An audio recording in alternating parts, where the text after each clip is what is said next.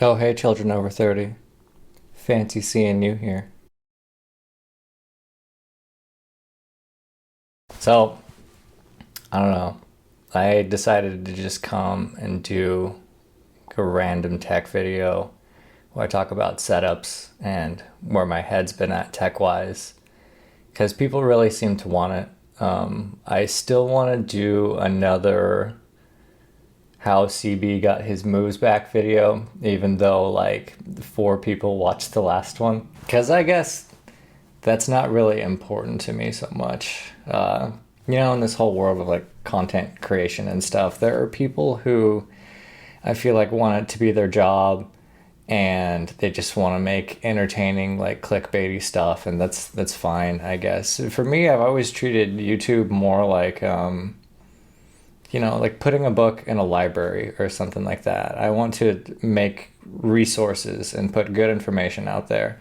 And when it comes down to, how entertaining it is for the general public or how many times I can put in like random ass SpongeBob memes and explosions and stuff, I don't give a shit about that. So to that end, I think one more like getting moves back video would be good. But yeah, let's talk some tech. So this is what I've been skating in the two how CB got his moves back videos. They're the old Seba FR1s back when FR1s was made by Seba. They do have the liners from the Flying Eagle F7s that I got, and Endless 84, Endless 80s, I guess they're called. And the Seba Street Invaders have 84s in the middle and 80 on the outside. So effectively, well, this frame's already rockered about a millimeter, and then I put a banana rocker on top of that. So we can call that approximately, 3 millimeters in the front and in the back. So these, man, there's something about the FR boot that just works for me. I don't know what it is. Caveats to that being that, see these lace things right here? These are absolute trash. I don't know. Well, okay, I do have a theory. I have a theory that they had normal lace holes here and here, and then just because of how wide this throat is, the metal on the inside started to cause like pressure points for people that were skating them there and there, so they just put them on the outside. The downside to that is they don't hold laces. I'm sure everybody that has skated these skates has had the experience when you get them all laced up and everything, and then you get some pretty good tightness around here. And if you have lace-up liners, of course, you have it nice and tight around there. And then this fore part of your foot is just not secure at all. The other things about this boot that I haven't been so much a fan of are that it's kind of, well, I've called it before like the free skaters or the aggressive skaters free skate, because they are just very big and a little heavy, and I don't want to say clunky, but certainly compared to like a modern slalom skate, they do feel kind of clunky. I do have hopes that one day I'll be able to size down in the FR Intuitions, and I think a size down shell would take care of that clunkiness, but I'm not for sure. I think it's worth a shot and a couple $100 to find out, but we'll see. The other thing is these Flying Eagle liners, they're not really good. It's just that the stock ones aren't either. So what do I like about these? I guess the one big thing that I super enjoy about them is the rockable cuff. So it rockers 4 ways. A lot of you probably know this, and it just really lets you dial in like how the skates are going to fit and respond. The other things I've always enjoyed about them, the hardware has always been good. Like I don't tighten my cuff bolts. I don't tighten this little ratchet strap screw. I don't tighten shit, to be honest. I just put them on and they perform, and I don't have to worry about them. And for somebody that's always like worried about tech and stuff, it's so nice to just free your mind from tech that you shouldn't have to concern yourself with. And it's kind of weird, like in 2023 we still have these brands that haven't like figured out bolts. When I was skating Flying Eagle skates, I had to tighten the cuff bolts before I went and skated every time, and I'd take out the wheels and tighten the frame bolts fairly often too. and they always needed it. You know, I remember the first time I skated those F7s, like the frames came out of alignment, and I was pissed.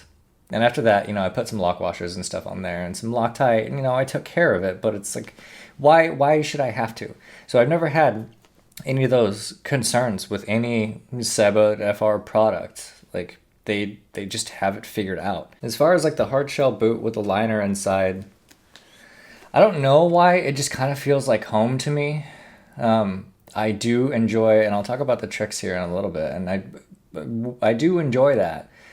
But there's something that just feels kind of nice about like a classic rollerblade. We'll also say that this frame on this boot is the best 4x84 experience that I've ever had. So previous experiences, I was skating the K2 Midtowns for a while that had, it was like the frame that came in the rollerblade Solo, well, like the free skate version of the Solo. I don't remember what it was called, but I had those on there for a while, and it was kind of okay. The other 4x84 experience that I had was I had an Adapt Symmetrics frame, and I threw it on some of the old Rollerblade Metro blades. And I really liked that boot at the time. If I got them now, I don't know that I would, because I remember the padding in them being like atrocious. And the lacing, despite being like a sneaker style, was not as effective as it could have been. And the Symmetrics frame on that, you know, I can't speak for their products now, but I feel like at the time, they didn't really understand how 165 frames work. So take a look at this. You see we have the heel mount and the toe mount. So looking at larger size people's skates, what happens when you go up in sizes on 165 is this heel stays in exactly the same place, and then they'll have like a ton of toe out here, and then this gets moved back as far as necessary to accommodate the size. So what you have is like a heel mount that's always like locked in place, and then the toe kind of adjusts to size. And that's really nice for me personally, because even though I'm a 275 Mondo, and this is a, oh, what are 84 frames? 255? Yeah, they're 255 frames. You know, the heel is in a good place. And the toe, we're all agile. If you're watching this channel, you're probably agile enough, like on the balls of your feet. You don't worry about that too much. But the heel is always in a good place. With the Symmetrics frame, they felt like they were laid out as if they were going on a UFS boot, which is you find the center of the foot and you go out 167 millimeters and you put the mounts. So when they were on the Metro blades, like, just the proportions were off. I imagine that they probably fixed that by now, but I can't really speak because they don't make frames that fit on other boots, and I haven't really been interested in any of the frames that they put out anyway. I also feel like the built-in rocker on these helps a lot, because as somebody who spent a lot of time on like a 4x80 frame with the slalom rocker, when you go up to 84, it's kind of amazing how sensitive the human body is to subtle changes. So I can super feel the difference between 80s and 84s. To me, 80s feel very like whippy and shreddy. And then you get up to 84s and it's like, if you hit like a good, you know, entry or exit edge or something like that, it's, I don't want to say train tracky, but it's, you feel much more limited in the radiuses, the radii that you can achieve, right? So you won't get a really tight carve on 84s, 90s, 100s, and stuff like that without getting some wheel slip out. But to be clear, I do think there's utility in that for certain skating situations and certain types of skating. These I had kind of put together as my quote-unquote like urban skates. With those larger wheelbases, jumping off stuff isn't as scary. Though the big jump that I did in Fancy Feet 1, was it Fancy Feet 1? Yeah, that was in Banana Rocker 4x80, and it was fine. And I do enjoy the larger wheel size for more cruise and stuff like that. And when you're skating a little bit more mixed terrain and you may be like on a decline or something like that, trying to do some moves, it can feel kind of nice to be locked into a little bit of a bigger radius, because it just feels a little bit more controlled. I imagine if I was going out and city skating, every time I went and skated, that I would be kind of used to that, and I would again prefer like the 4x80. But for somebody that, goes to places that I would consider to be like ideal skating spots and does most of my work there, variables are variables, so you have to kind of treat them as such. The one big thing that I haven't been liking about these skates is just the Street Invader wheels. Like they don't grip. So the combination of the slightly longer wheelbases being a little bit limited on the radiuses that you can achieve, plus wheels that don't really grip that well, just doesn't equate to an ideal skating experience. And I have to admit that I'm kind of exacerbating that by having a 3mm rocker on each side. Like 3mm rockers in the front and the back are not going to yield optimum grip, but it is what it is. So that's the issues that I'm having at the moment. These are my Trix 2, and you will not recognize these frames because they are not for sale. Brad from Endless a couple of years ago made me some frames to my specs. He made me some dance frames. So I'm just going to tell you that functionally, if you have a 4x80 frame, it's pretty close. This has some tweaks here and there that I thought would really be helpful and really make for, the dance frame that I always dreamed of. And to a degree, they worked out pretty well. I do like these. I do enjoy skating them. Next time I go skate, I'm probably going to skate them. So the things that I enjoy about the Trix is I really like the Y cuff. I think it gives support in a really unique way that I can't articulate super well. They look like they have way more forward and back flex than they do. I will say that. You can get more forward flex by just not lacing them as much, because the laces are super important part of the design on these skates, which is something that I like about them. But yeah, I don't know, it just feels kind of natural, and you never feel like the cuff digging into your leg or anything like that. It's ergonomical, maybe is the word. And I do enjoy how light these are. I enjoy how low profile these are, all that stuff. Normally I'm a size 42, and I ended up sizing down in these, which is, according to the person at Shoptask that sold them to me, he's like, yeah, you could totally fit into an FR Intuition if you could fit into these. So, haha, fingers crossed. But I will say that my toes, touch the end more than I would like. And that's probably my fault, because I put in one of those big footprint insoles in there. Really because, well, I guess I have a very low volume foot. Imagine that. This skinny bastard has a skinny foot. But I almost think something like one of those old USD puffy tongues or something on the top would maybe fix that for me. So these, as far as the radius problem that I was just talking about, they completely solve that, right? Because you can get some pretty tight radius on a 4x80 frame, especially with how rockered I have it. It's ridiculous. You can get real tight curves on these.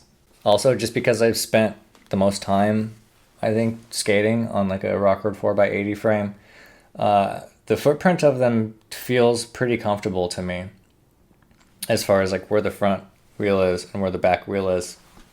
If you can see the space between these middle wheels lands right about where the end of the ball of my foot is.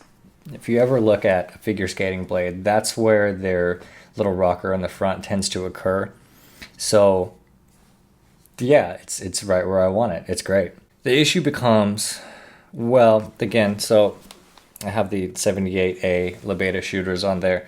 So very grippy wheel. Not the highest quality wheel. They still, man, I miss those NPC Blackmagics that I used to be able to get. I had a spot where I could find them for marginally more money than hydrogen wheels, but I checked that spot and I can't get them like that anymore. So I don't know that I'm ready to spend $20 on wheels on a single wheel. But yeah, the big difference in needs, I think, between flow skaters and slalom skaters is, and I've even confirmed this with a very high level slalom skater that I ended up getting to a little chat with on the internet. And they were like, yeah, the cones are brutally restrictive of, deep edges and getting power and holding those deep edges and stuff like that, which of course they are. They're, I don't know how many inches apart, but it's easily measured in inches. So while they do a lot of very impressive things and stuff, it's the analogy, the relationship between the two kind of breaks there. Because if you watch flow skaters, if you watch my skating, and any number of other people out there, like the ability to hold a deep edge for a long period of time is so crucial to this style of skating. And the ability to generate power with your edges is so crucial. I mean, these two things that we're talking about are kind of the name of the game. So while I'm pretty comfortable with like the radiuses that I can get with this setup, with the rocker, the City Blades rocker that I like, it's very hard to get the grip that I want, to maintain those edges the way that I want them. Every time I go into like a deep edge and I try to hold it for a long time, I can like freaking hear the wheels like slipping here and there, and it drives me insane because I know that every time I hear that, like that's power just like gone, and power conservation and generating power and all stuff like that. This style of skating is not about striding, right? So what is a boy to do? So I previously had no interest in 5-wheel frames. So, well, the caveat to that is when Leon was testing the 5x72s, I was pretty interested in those actually, because I've seen female slalom skaters rock the 4x72, and the radiuses that they can achieve are absolutely ridiculous. So they didn't end up coming out with a 5x72, unfortunately. They had the 76 and the 80, and it was just too much frame for me. My experience with Wizard frames, they're pretty heavy to begin with, so you exacerbate that with just like a whole extra wheel and bearing, and that's where a lot of your weight comes from. It's just your wheels and your bearings. So then, I don't know if I'm breaking kayfabe on this, but here's the FR frame that inspired like the Wizard Advance and all of those frames that followed. It is really interesting because Brad from Endless and Leon were kind of working on this design at the same time. Like they both saw this frame from FR and thought, I can probably do something with this. And so they ended up coming out with this big wheels on the outside, small wheels on the inside 5-wheel frame around the same time. So it was interesting when those first came out. They looked interesting. The issue that I kind of had with them is, well, so in my head, when I imagine a 5-wheel frame, I think, okay, now instead of 3 individual wheelbases that we have 4. So what's the advantage of that? Well, the advantage to that is that different wheelbases can have different amounts of rocker, that can have different size and stuff like that.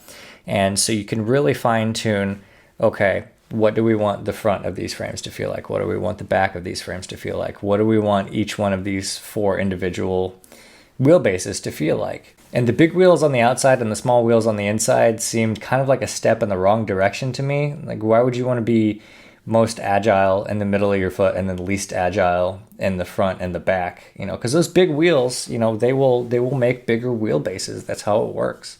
And I understand why FR made the frame that they did. Talking to Tiago about it, he's like, yeah, I mean, the only reason that slalom skaters ever skate 3-wheel frames is because like toe rolls and heel rolls on those big wheels are like obscenely easy. So the idea was, okay, I still want to be agile in the middle of my foot and I want easier toe and heel rolls. So that completely makes sense to me. That tracks. That's a good design. But for flow skating, the type of stuff that we do, I failed to see how that would be a benefit at all. And I think we can kind of see that I was right about that, because we can look at the skating that's occurred on them and kind of identify what's different about them and what these new frames kind of unlocked, in the canon, or as far as what tricks are possible and stuff like that. And the big thing that I've seen come out of that is that double toe roll or the double heel roll, both of those things, which I understand it probably feels really good to do. I understand it's probably harder on those frames because of where they sit. They're way out in front and way out in back versus like under your foot. So to that extent, I understand that doing those in those frames is more impressive from a technical standpoint. The issue for me is I do not enjoy the way that shit looks at all. It's just personal opinion. I mean, I'm sure I do a lot of stuff that a lot of people think, why the hell is he doing that? Like, my little toe wheel, heel wheel, like 360 spins. Like, I don't know. That's something I pick out of my own skating that I think, a lot of people probably hate that. So we're all out here doing our best and saying, hey, that looks cool. I want to do that. Hey, that looks stupid. I don't want to do that. So to me, I don't like that shit. So yeah, to that extent, that's the only reason that I could see to get that style of frame. And again, I do see the potential for coolness in the 5-wheel frame because it allows you to use smaller wheels without having like a tiny footprint. Like, again, I really want to skate 72s, maybe even 76s, but like a 4x76 frame or 4x72 frame especially is just like too small for me. It's all about what you gain and what you lose, and I feel like the cons outweigh the pros in those situations, unfortunately. But in 5-wheel, such isn't the case. So that kind of catches us up to some shit that I bought recently, which is still in the mail, and I'm very anxious for it to come.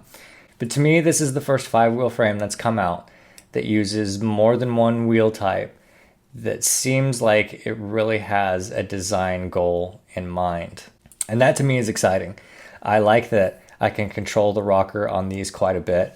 I like the idea that with these smaller wheelbases, I may be able to get away with less rocker. And when you have less rocker, that translates to more grip. The things that I'm worried about, again, are the weight and just how long they are. So people that I've talked to that have skated 5-wheel frames and ended up going back to 4x80, they're like, yeah, this is just like too much frame for me. When I do like a 3-turn or something like that, I want it to feel like I'm used to a 3-turn feeling. And with these skates, it's just, you have to go so much farther forward. You have to go so much farther back. I'm not really into that because I see sort of the physical manifestations, the body mechanics that have to go into making those types of maneuvers on really long frames. And like, I'm not into it. Like, I like skating that looks very controlled and we can stay in like a good posture and come out of a trick and be in a good place to where you can continue generating power and you're just in a good position to do everything that you need to do. And the moment you start like flailing around at the waist in order to make tricks possible, like you lose some of that and you lose the aesthetic quality. And in my opinion, the style of skating, we're not doing handrails, we're not jumping off buildings and stuff. The least we could do is look like we have our shit together. And to that extent, like the body mechanics are really important to me because that, in essence, is what makes you look like you have your shit together. So that's the thing that I'm really afraid about with these. But we'll see how it goes. I will say, as a counter to that point, I do see a lot of skaters skate them that look like they have their shit together. The last video that I posted, I mentioned that my favorite thing right now on Instagram is all like the figure skater girls that are on these and just like killing it. And they look pretty good usually. Every once in a while I'll see some minutia in their movement and I'm like, oh, I wonder if that's the 5-wheel that's like fucking with them. Like, is it too long? But they're also like a lot smaller than me. Like, I've never met a girl that has, like the equivalent of a men's, 275 Mondo. I think that's getting into like some Peggy Hill shit. But yeah, so that's where my head's at currently. I want frames that are at least as maneuverable as a 4x80 slalom frame. I want them to have more grip. And while I appreciate slalom boots, there's something about a good hard shell boot that just feels like home to me. Yeah. I'm recording this and I'm looking down the timer and I'm almost at like 45 minutes now. So I'm going to have to edit out like so much of this. So I should probably get started on that. All right. Well, I'll talk to you later.